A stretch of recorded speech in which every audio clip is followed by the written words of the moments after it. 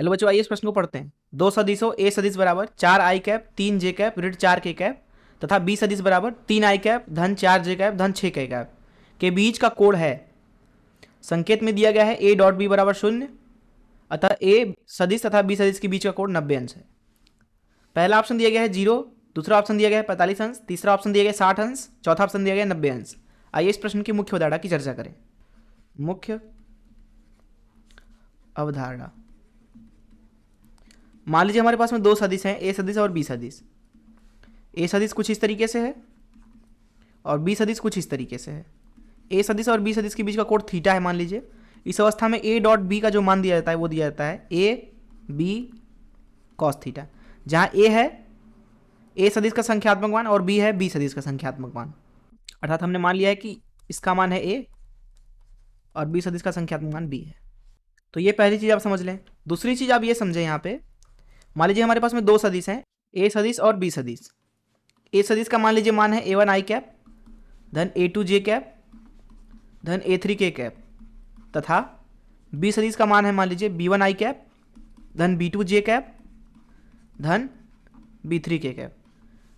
तो यहाँ पे लिखा जाएगा ए सदिश डॉट बी सदिश, ये होगा a1b1 धन a2b2 धन a3b3, क्योंकि डॉट गुणन में आई का आई वाले के साथ गुणा हो जाता है, बाकी के साथ गुणा करने पर मान शून्य आ जाता है। अर्थात यहां पे लिखेंगे आई डॉट जे ये शून्य होता है, आई डॉट के ये शून्य होता है। इसी तरीके से बाकी के मान, क्योंकि दो अभिलंबोत सदिशों के बीच में डॉट गुणन करेंगे तो थीटा का मान 90 अंश हो जाएगा और कॉस 90 अंश शून्य होता है, इसलिए उनका गुणन भी शून्य होगा।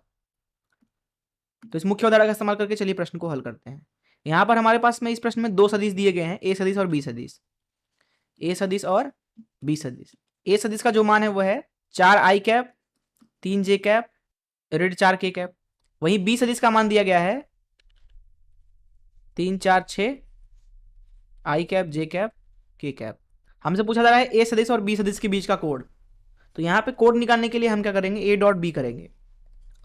ये होगा ए का संख्यात्मक मान गुणे बी का संख्यात्मक मान गुणे कॉस थीटा, जिसका मतलब है कि कॉस थीटा का मान आएगा यहाँ पे ए सदिश डॉट बी सदिश भागे ए सदिश का संख्यात्मक मान गुणे बी सदिश का संख्यात्मक मान।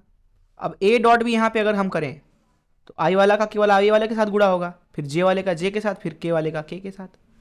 तो यहाँ आ जाएगा 4 3 12 धन 3 चौका 12 ऋण 6 चौका 24 और नीचे है ए सदिश गुणे बी सदिश, इनका संख्यात्मक मान।